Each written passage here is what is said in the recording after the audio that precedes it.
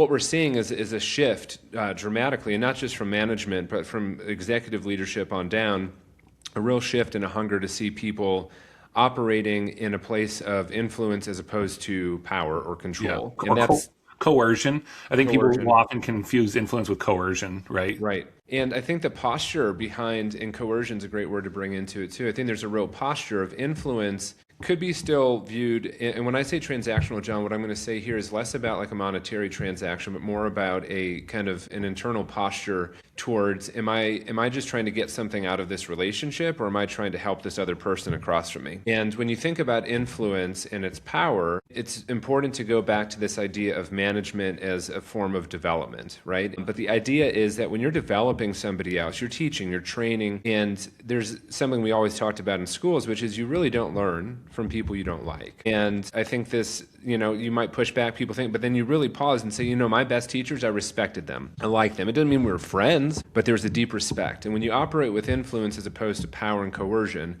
you're more likely to be sitting across from a person, your manager, who you respect, and therefore makes it more likely that you might learn from them.